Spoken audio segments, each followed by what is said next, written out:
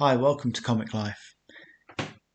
The first thing you need to do is find the software. To do that, you're not going to go on the internet, you're going to search the computer for Comic Life 3. When that opens up, click on Blank with Styles.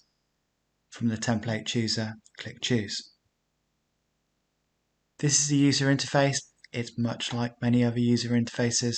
On the left hand side, you've got styles, and along the top tool options bar, you can change the styles or fills or effects. Try and find a color or theme that you quite like. You can change it later. You drag these panels or cells out and you can resize them. It's best to resize them before you put your pictures in. Along the top toolbar, there's useful things like zoom. Again, this is the kind of things you see all the time on different software. You can click and drag. The Control and Shift and Alt keys do different things with those handlebars. You can drag a page off from the left-hand side to create layouts and new pages. You can right-click.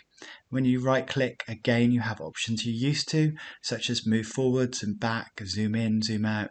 And you can make the shapes editable, which allows you to kind of create your own custom shapes for these panels. You drag the lettering out. A little bit of lag here, and then again the styles on the left hand side allows you to choose different colors and different fonts and different types, and all the time along the top tool options bar there are different things you can use. So you can change the style, you can change the font type, the size, and again you can change the fill.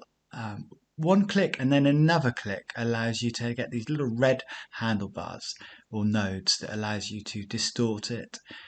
Again, I wasn't very happy with the background here, so I went through a couple of fills till I found a contrasting color scheme. To get your images, once you've downloaded them into your home drive, I've created an asset folder and I've got one folder for backgrounds. I chose a load of random backgrounds to do with film, games, TV, cartoons, etc. And then I've got a set of pictures that are transparent, which you'll know how to search for a transparent picture. It's normally a PNG and it's got a checkered background. You click and drag them in and you add image to the panel. And you're building the story up as you go. This is meant to be a random story showing you how you can cross over lots of different story arcs and stories from different genres and different media. So we've got different bubbles. Again, there are lots of different conventions used in a comic. There's a kind of standard bubble, a thought bubble, and there's a standard shouting bubble, a whisper bubble.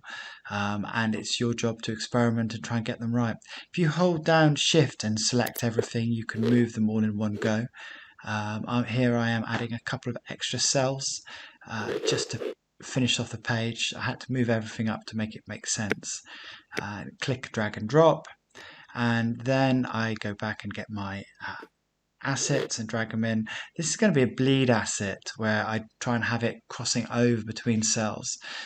It gets a bit sketchy and I have to Control X, Control V to copy and paste to make it move on top of the other cells.